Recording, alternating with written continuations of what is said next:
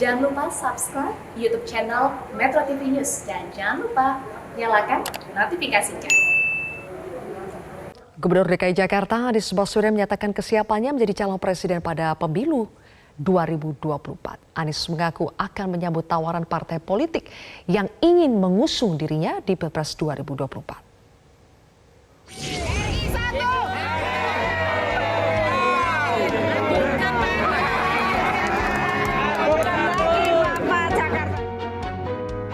Teka-teki kemana langkah Anies Baswedan usai menuntaskan masa jabatannya sebagai Gubernur DKI Jakarta akhirnya terjawab.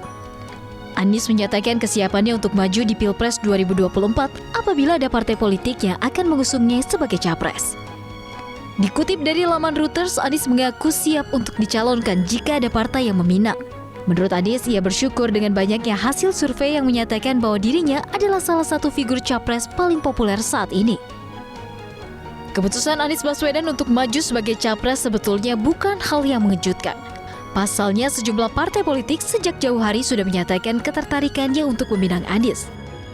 Partai Nasdem misalnya, nama Anies Baswedan keluar sebagai salah satu dari 3 nama bakal capres hasil Rakernas Partai Nasdem Juni lalu. Di samping Gubernur Jawa Tengah Ganjar Pranowo dan Panglima TNI Jenderal Andika Perkasa. Ketua DPP Partai Nasdem Saan Mustafa menyambut positif kesediaan Anies untuk dicalonkan sebagai capres di 2024. Menurut Saan, Anies merupakan tokoh populer yang sudah kaya pengalaman. Syarat untuk menjadi calon presiden sudah memadai lah buat seorang Pak Anies. Dan dia punya track record, juga punya pengalaman dan sebagainya, pengalaman di birokrasi, gubernur kan.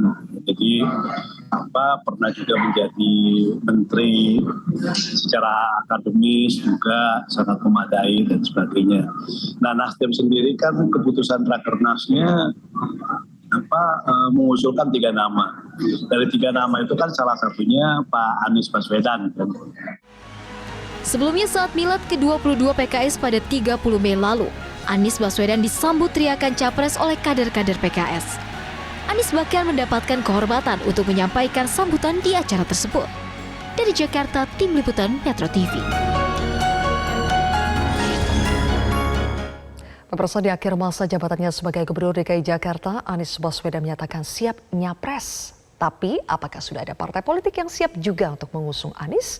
Saya akan membahasnya bersama dengan Ketua DPP Nasdem, Willy Aditya, dan nanti akan bergabung pakar komunikasi politik, Hendry Satrio. Selamat malam, Mas Willy. Malam, Sylvia. Apa kabar? Oke, baik, kabar baik. Mas Willy, Anies menyatakan siap nyapres nih. Kalau Nasdem siap nggak mengusung Anies? Nah, kalau itu pertanyaan Sylvia kan terkonfirmasi apa yang sudah menjadi keputusan Rakernas yang disampaikan oleh Ketua Umum Bapak Surya Paloh di dalam pidato penutupan Rakernas. Ya. Ada 3 nama, ya salah satunya di luar Ganjar Pranowo dan Andika Perkasa adalah Pak Anies Baswedan. Jadi itu sudah mandatori sifatnya dari Rakernas Partai Nasdem. Jadi tinggal ini suatu hal yang kayun bersambut. Apa yang menjadi kesiapan Pak Anies itu terkonfirmasi dengan apa yang diputuskan oleh Partai Nasdem. Tentu kami apresiasi apa yang menjadi sikap dari Pak Anies sendiri, Sylvia. Oke, gayung bersambut. Jadi Nasdem bersedia, Anies pun sekarang sudah menyatakan kesediaannya. Tapi kan Nasdem punya 3 bakal capres hasil Rakernas. Untuk menentukan satu di antara 3 ini seperti apa? Karena basisnya ya tentu yang pertama itu otoritas dari Ketua Umum, karena mandat diberikan kepada Ketua Umum lah yang kemudian memutuskan siapa dari 3 itu yang akan diusung oleh Partai Nasdem menjadi capres. Capresnya kan cuma ada 1, Sylvia, tidak ada 2, tidak ada 3 ya. Itu kita harus merucutkan dari 1 nama. Yang kedua tentu adalah dinamika koalisi sendiri. Karena Nasdem tidak memiliki kecukupan syarat dalam proses kandidasi, maka dibutuhkanlah partai pendukung memenuhi syarat 20%. Itulah kemudian Nasdem membangun koalisi, dan di dalam koalisi lah kemudian terjadi rembuk bersama siapa yang akan dicapreskan. Itu dari 3 nama yang kami putuskan tersebut. Oke, Mas Hensat tampaknya sudah bergabung. Halo Mas Hensat, sudah bisa mendengar suara saya? Sudah dengar, Zilvia, sudah dengar Oke, Bang Willy juga. baik. Mas Hensat, akhirnya Anies menyatakan dirinya siap untuk menjadi capres ya. Kira-kira apa yang membuat Anies memilih momentum saat ini untuk menyatakan kesiapannya nyapres?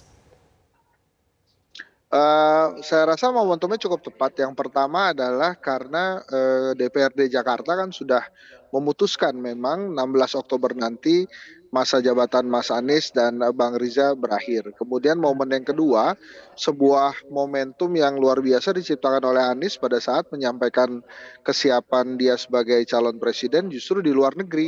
Dan nampaknya hasil dari deklarasi dia gitu ya, atau menjawab pertanyaan media lah pada saat berada di luar negeri itu teramplifikasi dengan baik ke dalam negeri, sehingga saya yakin per hari ini Bang Willy agak sedikit lega tuh, karena salah satu kandidat yang akan dicalonkan sebagai presiden sudah menyatakan kesediaannya, jadi akan lebih mudah. Kalau yang satu kan bilang bahwa dirinya sangat mungkin tidak akan berani keluar dari PDI Perjuangan, sementara yang satu masih TNI aktif. Nah ini dengan selesainya Mas Anies kemudian dia mendeklarasikan diri, ini sangat membuka peluang dari partai politik untuk maju dan kemudian memberikan ruang gerak yang cukup bebas bagi relawan-relawannya. Dan Mbak Zilvia, pada saat nanti Mas Anies selesai sebagai gubernur, justru itu adalah momen yang sangat tepat bagi dirinya untuk kemudian mengkomunikasi atau berkomunikasi dengan masyarakat seluruh Indonesia tanpa ada beban dan halangan. Kalau selama ini kan kalau dia mau ke Sumatera Utara misalnya, pasti akan bertanya-tanya publik, ngapain gubernur Jakarta ke Sumatera Utara. Tapi dengan selesainya dia ini, dia akan lebih bebas. Itu privilege yang tidak dimiliki oleh atau belum dimiliki oleh kepala-kepala daerah lain, termasuk Ridwan Kamil, Khofifah, atau Edi Rahmayadi dan lain-lain calon-calon presiden yang memang ingin sekali bergerak leluasa untuk mempopulerkan diri secara nasional seperti sosok Anies Baswedan. Jadi memang nampaknya dia sudah perhitungkan matang-matang dan sudah perhitungkan masak-masak momentum yang kemarin dia ciptakan di Singapura itu. Oke, akan lebih leluasa ya ketika sudah tidak menjabat lagi sebagai gubernur. Tapi apakah menurut Anda Anies akan bergerilya untuk mendatangi sejumlah ketua umum parpol supaya bisa dipinang? Saya rasa komunikasi politik harus dilakukan oleh seorang Anies Baswedan, apalagi saat ini dia tidak dalam posisi memiliki tiket. Memang salah satu kandidat yang konsisten suaranya terus meningkat adalah Anies Baswedan. Nah, dengan tidak memiliki tiket, ya otomatis dia harus berkomunikasi dengan para partai politik yang selama ini mungkin sudah dibicarakan atau berspekulasi masyarakat. Ada 3 partai politik yang memang ingin mengusung dirinya, Nasdem, Demokrat, dan PKS. Dan bahkan waktu itu kan ada spekulasi P3 juga akan bergabung mendukung Anies Baswedan sebelum ada peristiwa penggantian mendadak ketum P3 itu, Zilvia. Nah, siapa nanti, apakah Anies akan kehilangan panggungnya, panggung politiknya? Justru kehadiran relawan-relawan saat ini gitu ya akan memberikan panggung-panggung politik kepada Anies Baswedan sebelum nanti dia resmi dideklarasikan oleh partai politik. Nah, pada saat partai politik resmi mendeklarasikan Anies Baswedan nanti, maka panggung politik akan disiapkan oleh partai politik pengusungnya, terutama mesin-mesin partai pasti akan bergerak untuk memenangkan Anies Baswedan. Jadi memang selesai lebih dulu di 2022 ini ternyata bisa merupakan keunggulan atau plus point atau keuntungan bagi seorang Anies Baswedan dibandingkan dengan para kepala-kepala daerah lain yang juga ingin maju ke perhelatan Pilpres, Zilvia. Baik. Oke, tadi Mas Willy sudah mengatakan ya, karena Nasdem tidak bisa mengusung Anies sendirian dan belum tentu juga Anies karena ada 3 pilihan ya. Apakah Nasdem dalam komunikasinya dengan partai lain seperti yang paling dekat kita lihat ada Demokrat, ada PKS, menyinggung juga kemungkinan Anies yang akan diusung sebagai capres dari koalisi yang akan dibangun Nasdem nanti? Boleh disampaikan nanti Mas Willy, kita harus jeda terlebih dahulu pemirsa, Prime Time akan kembali sesaat lagi. Saat ini Demokrat tengah intens membangun komunikasi dengan dua partai yang juga memiliki semangat dan energi perubahan untuk Indonesia yang lebih baik. Adapun terkait kriteria capres dan cawapres, di samping harus memiliki integritas dan kapasitas, pasangan itu harus memiliki elektabilitas atau dukungan terkuat dari rakyat. Tak kalah pentingnya, pasangan ini harus memiliki chemistry, memiliki kekuatan hati dan energi yang saling percaya, saling menghargai, saling menguatkan, dan saling melengkapi.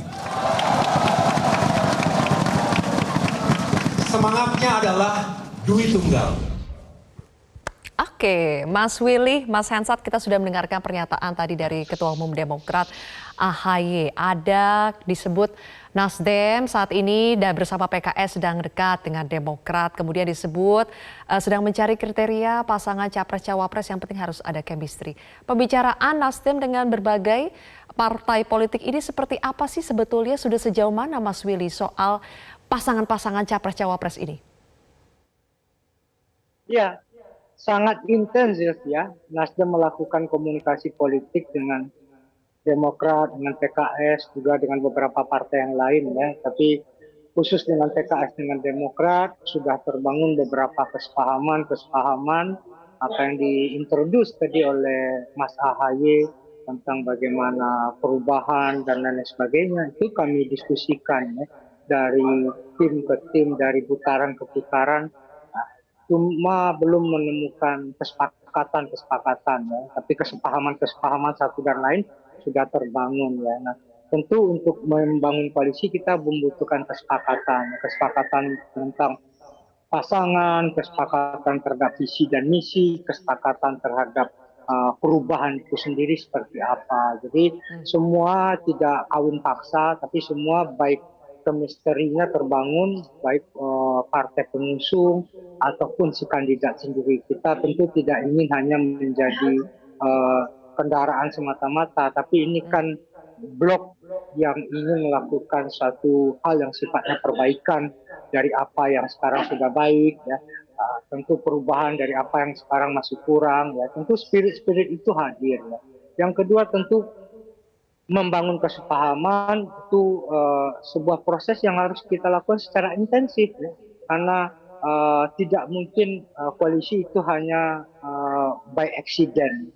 Koalisi harus dibangun berdasarkan chemistry partai satu dan partai yang lain. Nah, di sini kemudian tentu silaturahmi menjadi kuncinya, Zilvia, dan kemudian tentu yang menjadi perekat utama adalah si kandidat sendiri. Sejauh apa si kandidat bisa merepresentasikan spirit yang terbangun dari blok politik ini. Jadi itu suatu hal yang niscaya, Zilvia. Oke, tapi kalau soal tadi juga disebut ya oleh AHY, harus ada hitung-hitungan elektabilitasnya juga. Melihat elektabilitas Ganjar, Anies, Andika Perkasa, Nasdem apakah juga sudah mulai menghitung-hitung apabila yang ini dipasangkan dengan ini elektabilitasnya akan seperti apa? Apakah sudah mulai ada kalkulasi politik seperti itu, Mas Willy? Ya, kalkulasi itu dilakukan sedini mungkin, Zilvia. Variabel utamanya adalah komplementari, Zilvia. Jadi kalau kita lihat cawapres itu kan rata-rata cuma memberikan dukungan elektoral 12%. Yang paling penting adalah komposisi di tunggal itu sendiri. Kalau capresnya memiliki kekuatan elektoral yang luar biasa, maka kemudian kapasitas apa yang dibutuhkan oleh cawapresnya. Tentu dua hal itu. Nah, sejauh ini yang kedua adalah komplementari teritorial, yang ketiga adalah komplementari dari representasi yang paling penting juga. Jadi apakah ini representasi dari kelompok mana, representasi dari lapisan mana, representasi dari wilayah mana. Nah, ini yang kemudian dibaca secara lebih utuh. Yang paling penting bagi Nasdem dan menjadi pesan Pak Surya adalah Nasdem mengkombinasikan antara pendekatan elektoral dengan integritas ya, dengan kapasitas. Jadi tiga hal itu, elektoral, kapasitas dan integritas, ini nggak bisa dipisahkan. menjadi Oke. sebuah kesatuan yang utuh untuk kemudian dia bisa berjalan berbarengan. Oke, Mas Hensat, kembali lagi kalau kita berbicara soal Anies ya, apa sih yang membuat Anies ini dilirik dan bisa jadi tidak dilirik oleh parpol? Oh, kalau di liriknya, karena memang dari hasil survei Kedai Kopi ada pergeseran kriteria calon presiden di 2024 yang sebelumnya di 2014-2019 itu sangat menonjol merakyat, posisi atau poin merakyat ini sangat tinggi. Nah, kemudian di 2024 ini ada pergeseran, Zilvia, bandul politik itu kan memang selalu bergeser. Waktu Pak SBY ke Pak Jokowi pun itu ada pergeseran bandul politik. Nah, ini sekarang juga bergeser dari merakyat menjadi cerdas. Nah, cerdas kemudian faktor merakyat, visioner inilah yang menjadi unggulan Anies Baswedan supaya bisa dipilih atau didorong oleh parpol sebagai calon presiden. Dengan kriteria cerdas, maka yang dicari oleh rakyat adalah apa yang telah dibangun, apa yang telah dihasilkan, dan apa yang telah diperbuat. Dan Anies Baswedan punya banyak hal tentang itu, dari pembangunan yang terlihat sampai pembangunan yang intangible. Nah, kemudian faktor yang tidak bisa membuat dia diambil atau didorong oleh partai politik adalah memang bila ada skenario penjagalan yang dilakukan oleh penguasa gitu ya, itu salah satunya ada. Nah, sebetulnya Indonesia itu punya presiden, 2 orang presiden yang menjadi presiden karena kelegowoan atau dipersilahkan oleh penguasa saat itu. Ibu Megawati Soekarno Putri mempersilahkan SBY sebagai calon presiden melawan dirinya, dan akhirnya SBY menang 2 periode. Nah, termasuk juga Pak Jokowi. Pak Jokowi dipersilahkan oleh SBY untuk menjadi calon presiden dan akhirnya dia bisa 2 periode. Nah, siapa yang kira-kira akan dipersilahkan oleh Pak Jokowi maju sebagai calon presiden? Harusnya Pak Jokowi memang mempersilahkan semua tokoh bangsa untuk bisa maju ke perhelatan calon presiden. Dan yang paling penting adalah dia tidak mendukung salah satu di antaranya. Karena kalau nanti dia sampai jadi kingmaker, nah ini pemilunya kasihan nih. Pemilunya bisa jadi tidak jurdil, nanti dia nggak. Jadi dua hal itu, mempersilahkan dua faktor itu yang tapi menurut mendukung saya, tidak oke ya. Nah, terakhir Mas Hensat, Tidak oke. kalau seandainya sekarang kan kita berbicara setidaknya Anies sudah mulai dilirik oleh Nasdem dan mungkin juga nanti sejumlah parpol yang akan berkoalisi dengan Nasdem. Tapi apakah masih dibutuhkan sekoci lain? Misalnya kita tahu sekarang ada gejolak yang terjadi di Koalisi Indonesia Bersatu ketika Ketua Umum P3-nya diganti oleh orang lain. Apakah ini mungkin akan ada tambahan sekoci untuk Anies Baswedan? Akan sangat baik bila ada skoci tambahan, tapi bila tiketnya sudah memenuhi, menurut saya perahu itu bisa bergerak jalan dan tidak membutuhkan keputusan elit lagi gitu kan. Ini kan skoci tiket itu kan keputusan elit sebetulnya. Akar rumput itu kan beda lagi. Jadi pada saat misalnya elit Nasdem, elit Demokrat atau elit PKS menyepakati Anies Baswedan sebagai calon presiden, maka dia bisa jalan tuh ke kapalnya. Nah, bagaimana dengan elit parpol lain? Misalnya Koalisi Indonesia Bersatu yang dimotori oleh Golkar, PAN, dan P3 ternyata hanya terjadi kesepakatan di level elit dan kemudian level akar rumputnya justru mendukung Anies Baswedan, itu kan sama sekali tidak menjadi masalah, bahkan menjadi keuntungan, bahkan menjadi silence supporter untuk Anies Baswedan, dan itu bakal bagus banget, bakal bagus sekali. Baik. Zilvia. Oke, terima kasih Mas Hensat analisanya. Mas Wiri, terima kasih juga telah bergabung bersama kami di Prime Time News. Kita akan tunggu bagaimana dinamika perpolitikan menuju Pilpres ini selanjutnya. Terima kasih.